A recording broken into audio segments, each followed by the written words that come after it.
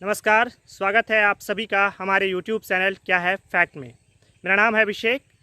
पिछले कई दिनों से हैशटैग मोदी रोज़गार दो, हैशटैग मोदी जॉब दो ट्विटर पर टॉप ट्रेंडिंग में बने हुए हैं। आखिर ये हैशटैग ट्विटर पर टॉप ट्रेंडिंग में क्यों है और इसके क्या कारण हैं और क्या वाकई भारत में रोज़गार की कमी हो गई है, आज इस वीडियो में हम आपको यही बताने की कोशिश करेंगे और पूरी की पूरी ऑफिशियल आंकड़ों के हिसाब से। तो चलिए आज का वीडियो शुरू करते हैं। मोदी जॉब दो, मोदी रोजगार दो जैसे जो हैशटैग ट्विटर पर ट्रेंड कर रहे हैं, उसकी असली वजह है एसएससी की लापरवाही। एसएससी की लापरवाही किस प्रकार से है हम आपको बताते हैं।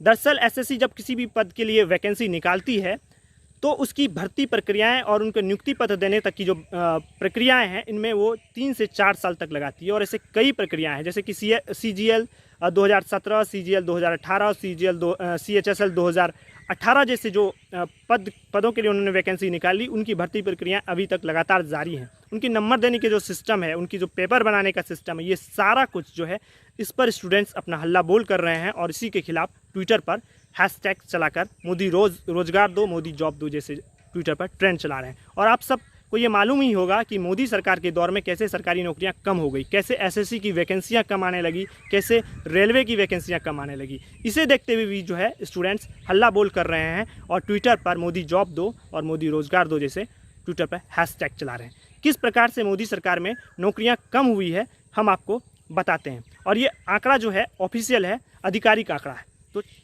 दैनिक भास्कर की एक रिपोर्ट है जो 2 साल पहले उन्होंने किया था। हम उसके ज़रिए आपको समझाने की कोशिश करते हैं कि कैसे मोदी सरकार के दौर में जो है नौकरियां कम हो गई। और दैनिक भास्कर ने ये रिपोर्ट जो है वो लोकसभा में जो है सरकार का द्वारा दिए गए जवाब और फिर श्रम मंत्रालय और सांख्यिकी मंत्रालय के आंकड़ों के अनुसार दिए गए थे।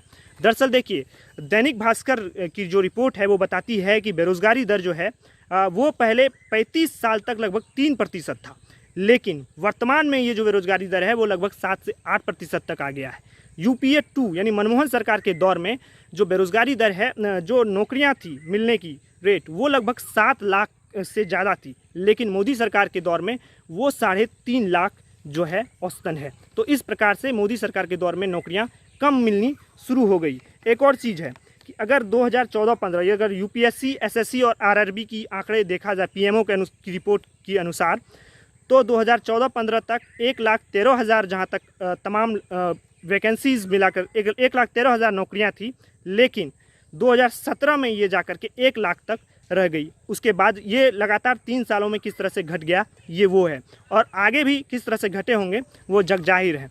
अब हम बात करते हैं कि कैसे अलग अलग विभागों में नौकरियां खाली पड़ी है, और ये आंकड़ा भी ऑफिशियल है।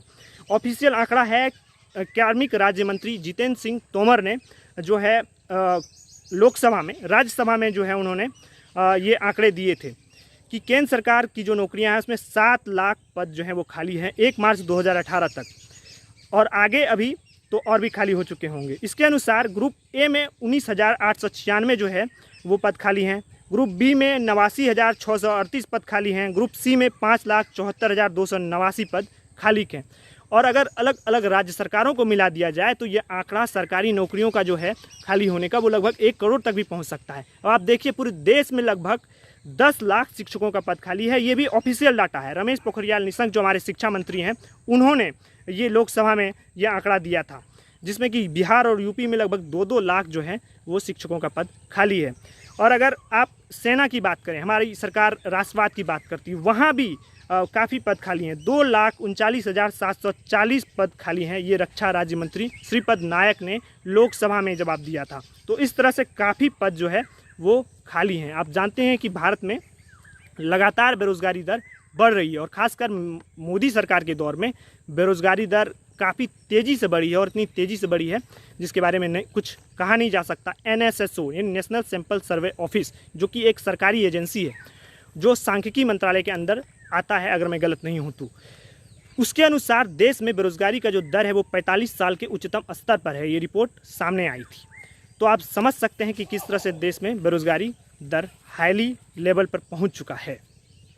तो सरकार से मेरा रिक्वेस्ट है कि केंद्र सरकार के अंदर और फिर राज्य सरकारों के अंदर जो नौकरियां खाली पड़ी हुई हैं उसे सरकार जल्दी से जल्दी भरे और एग्ज़ाम जो है वो जो फेयर कंडक्ट करवाए, ताकि स्टूडेंट्स को कोई दिक्कत ना हो, स्टूडेंट अंधकार में ना रहें कि उनके रिजल्ट का क्या होगा, उनके भविष्य के साथ क्या होगा। जब जॉब है और ख़ास करके सरकारी नौकरियों का जितना पद खाली पड़ा हुआ है तो उसे कम से कम जो है सही तरीके से कराया जाना चाहिए। ऐसे CMI का जो रिपोर्ट है उसके अनुसार भारत में लगातार जो है नौकरियां कम होती जा रही है। आप CMI का रिपोर्ट ज़रूर गूगल करके पढ़िएगा, वहाँ भी उनके आंकड़े बताते हैं कि भारत में हर साल कुछ ना कुछ जॉब जो है बढ़ने के बजाय घटते जा रहे हैं।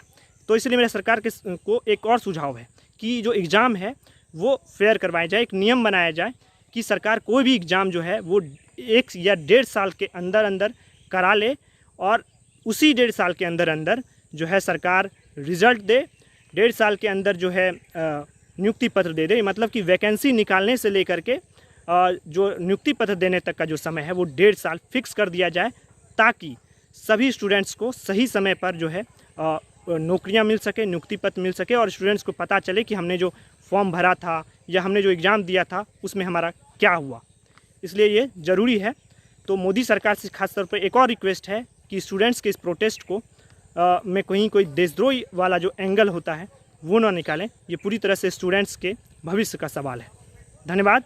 अगर आपको हमारा वीडियो अच्छा लगे तो आप हमारे YouTube चैनल को ज़रूर सब्सक्राइब करिए और बेल आइकन को प्रेस कर दीजिए। धन्यवाद।